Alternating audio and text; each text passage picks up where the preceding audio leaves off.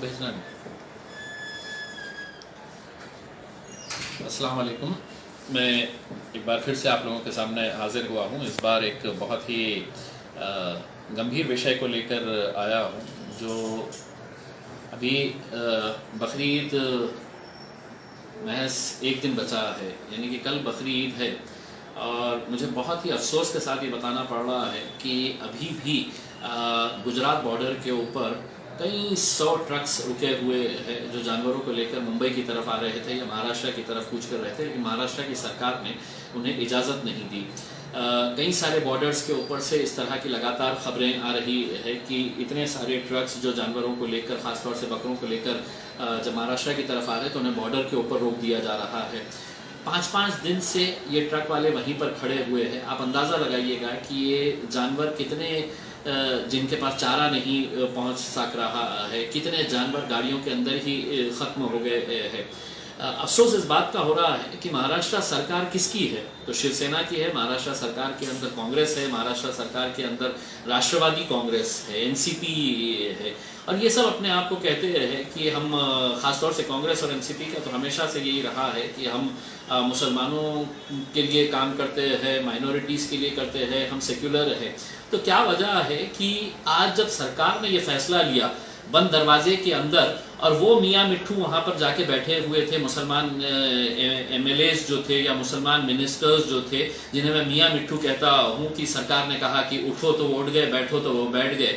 और जब सरकार ने ये फरमान जारी किया कि प्रतीकात्मक आप कुर्बानी कर लीजिएगा करके, तो पूरे के पूरे गूंगे मुक्के बहरे हो गए थे। किसी ने भी आवाज़ नहीं उठाई। आवाज़ उठाई तो मैंने उठाया था ये आवाज़ कि आप बताइए हमें कि प्रतीकात्मक कैसा होता है करके, ये कैसा कर सकते हैं। मैं तमाम उलमाओं के साथ बैठा, उनसे समझ के लिया। वो लोगों ने कहा कि ये बिल्कुल बकवास है, और जिस किसी ने भी निकाला है, यानी कि वो तमाम लोग जो उस मीटिंग के अंदर शामिल थे, उनके मुंह में शायद वो लड्डू लेकर बैठे थे कि उनकी ज़बान ही नहीं खुली है कि साहब ये मजहब के अंदर ये अलाउ ही नहीं है कि इस तरह से प्रतीकात्मक।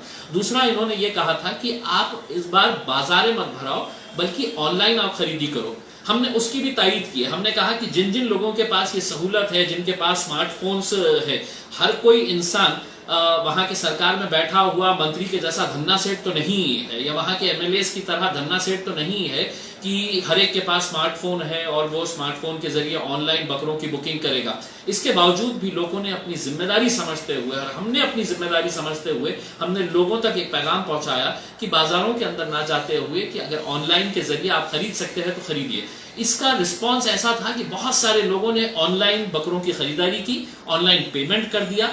अब वो इंतजार में है कि हमने जिस जानवर के लिए हमारा पैसा हमने लगा दिए है, ऑनलाइन पेमेंट कर दिया है, और जिस व्यापारी को दिए हैं, वो व्यापारी आज है तो गुजरात की बॉर्डर के ऊपर खड़ा हुआ है, कहीं दूसरे राज्यों की बॉर्डर के ऊपर खड़ा है, और उसको अंदर आने नहीं दिया जा रहा है। तो क्या सरकार ये सोच रही है कि हर चीज ऑनलाइन हो जाएगा, सब चीज प्रतीकात्मक हो जाएगी कि अब आपने पैसे दे दिए, अब आप समझ जाइए हो जाएगा करके? तो बहुत ही मतलब अफसोस की बात है। मुझे फख्र है कि हमारे मुंबई के प्रेसिडेंट फैयाज खान साहब, हमारी मुंबई की जो महिला अध्यक्ष है, ये लोग पिछले 4 दिन से लगातार गुजरात की बॉर्डर के ऊपर, 250 किलोमीटर दूरी मुंबई से है, लेकिन 4 दिन से वहां पर वो पुलिस स्टेशन के सामने है तो धरने के ऊपर बैठे हुए हैं इस मांग को लेकर कि ये जो व्यापारी है, ये छोटे मोटे किसान है, छोटे मोटे कारोबार करने वाले लोग हैं, जिन्होंने पैसा तो ले लिया है, अब उन्हें अपने अपने ग्राहकों के पास वो जानवर पहुंचाना है, लेकिन वो पहुंचा नहीं पा रहे हैं। मेरी अभी कुछ ही देर पहले उनसे बात हुई है और उन्होंने कहा कि अभी तक कोई भी इस तरह का फरमान नहीं आया है। व्यापारी इस बारे में परेशान है कि उसको ऐसा लग रहा था कि इस त्योहार के जरिए 2 पैसे उसे मिलेंगे। जो किसानों ने अपने जानवर वहां पर लेके आए थे, उन्हें ऐसा लग रहा था इस त्योहार के जरिए 2 पैसे हम भी कमाएंगे करके। जो पिछले 4-5 महीनों से हर कोई परेशान है रोजी रोटी के लिए, तो उनका भी एक जरिया बनने वाला था। लेकिन मेरा सवाल ये है कि सरकार के अंदर इतने बड़े बड़े दिग्गज मिनिस्टर्स भी है, मुसलमानों के मिनिस्टर्स भी है, एमएलएस भी है, क्या वजह है कि आप अभी फिलहाल गूंगे मुक्के बनकर बैठे हुए हैं? महज सिर्फ 1 या 2 एमएलएस ने ये कहा है कि हमने कोशिश किए है, हमने माफी मांगे है। नहीं, आपकी माफी काफी नहीं है। आपने इस्तीफा लिखना चाहिए था और सरकार के मुंह पे ऊपर फेंक कर आना चाहिए था और कहना था कि मैं जो चुनकर आया हूं, मेरी इस आवाम को मेरी आज जरूरत है, मैं उनके लिए अगर खड़े नहीं रहूंगा तो मैं यहाँ पर सिर्फ है तो एक ओहदा हासिल करने के लिए नहीं आया हुआ हूँ, मैं सिर्फ एक पद लेने के लिए नहीं आया हूँ, आज अगर मेरे लोग अगर मुझसे कुछ उम्मीदें कर रहे हैं और वो उम्मीदों के ऊपर मैं खरा नहीं उतर रहा हूं, और क्यों झूठ बोल रहे हैं। एक राष्ट्रवादी कांग्रेस के वरिष्ठ नेता ने कहा कि नहीं, हमारे साहब ने मीटिंग ली और हमारे साहब ने ये कर दिए है, बंद करिए ये गुलामी करना, ये चाटुगिरी करना बंद कर दीजिएगा। अगर आप कौम के नहीं हो सकते हैं तो किसी के नहीं हो सकते हैं। जिस कौम ने आपको चुनकर दिया है, अगर उनके बुरे वक्त के अंदर अगर आप साथ नहीं दे रहे हैं, उनका इतना बड़ा त्योहार आ रहा है उसके लिए अगर आप साथ नहीं दे रहे हैं और सिर्फ अपनी है तो वाहवाही करने पे, अपने साथ की अपने आकाओं की वाहवाही करने के लिए है, तो छोड़िए ये धंधे। ये कौम अब बहुत होशियार हो चुकी है। अगर आज आप उनको अपने त्योहार मनाने के लिए इजाजत नहीं दे रहे, और मैं पुलिस वालों से ये पूछना चाहता हूं, किस बारे में, किस कानून के तहत आपने ये रोका है? महाराष्ट्र सरकार को यह समझ में नहीं आता है क्या सिर्फ एक ही त्योहार आने वाला है, आगे आने वाले और त्योहार नहीं है? कानून क्या सिर्फ हमारे लिए बना हुआ है? क्या मुख्यमंत्री को यह बात समझ में नहीं आती है? क्या महाराष्ट्र के गृह मंत्री जो है राष्ट्रवादी कांग्रेस के है, कल जाइए आप अपने कॉन्स्टिट्यूएंसी के अंदर जाइए, मैं आपको बोलता हूं इम्तियाज जलील आएगा वहां से आवाम से आपसे बात करवाने के लिए कि आप लोग जब वक्त आता है तो तलवे चाटने के ऊपर पड़ जाते हैं, हाथ जोड़ते हैं, पैर पड़ते हैं।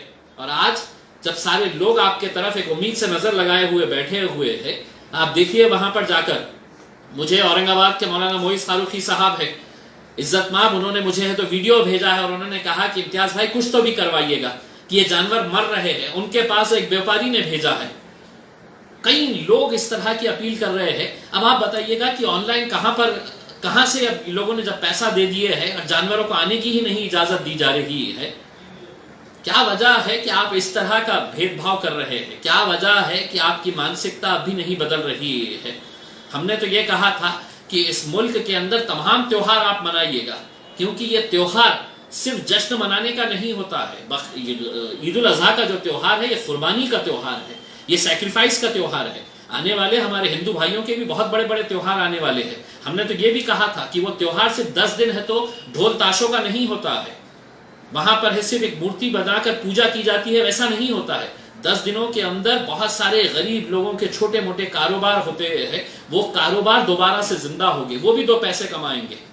लेकिन बड़े अफसोस के साथ मुझे ये कहना पड़ रहा है कि इतनी देर अब हो चुकी है कि अब शायद अगर सरकार कुछ फैसला ले भी ले तो शायद ही इसका कोई असर होने वाला है। या तो वो व्यापारियों को अपने जानवर छोड़ देना पड़ेगा, जिन लोगों के वो पैसे लिए हैं, एक तरफ ग्राहकों के पैसे चले गए हैं, वो पैसा डिपॉजिट कर दिए हैं, अब कितने ग्राहकों को वापस मिलेंगे पैसे ये हमें पता नहीं है। और अगर अभी सरकार ने हमारा सुनकर अगर छोड़ भी दिया तो मुंबई जैसे शहर के अंदर कितने घरों तक ये पहुंचाया जाएगा, ये जानवर कितने घरों तक पहुंचाया जाएगा? ये बहुत ही अफसोस के साथ ये कहना पड़ रहा है कि और मेरी नाराजगी मैं साफ तौर के ऊपर बताना चाह रहा हूँ कि जो मुसलमान लीडर्स हैं, जो अपने आप को मुसलमानों के रहनुमा बताते हैं, जो मुसलमानों के बहुत बड़े हमदर्द बताते हैं, अगर ऐसे वक्त के ऊपर अगर मुंह में लड्डू लेकर बैठे हैं तो लानत है ऐसी सियासत के ऊपर। अफसोस होता है कि सिर्फ अपनी सियासत करने के लिए पूरी कौम को जहां जाए कर लें। लेकिन एक बात ख्याल रखिएगा, दोबारा इसी आवाम के बीच में जाना है और उस वक्त वो आवाम आपसे ज़रूर सवाल करेंगी और शायद उस वक्त आपके पास कोई जवाब नहीं रहेगा। उन तमाम लीडर्स के लिए जो अपने अपने घरों में बैठे हैं, अपने अपने आलीशान एसी चैम्बर्स के अंदर बैठे हुए हैं, मैं दूसरों को तो नहीं कहता हूँ लेकिन आप लोगों को कहूँगा कि ईद की बहुत बहुत मुबारक, क्योंकि ईद तो सही मानों में आप लोग मना रहे हैं। बहुत बहुत शुक्रिया।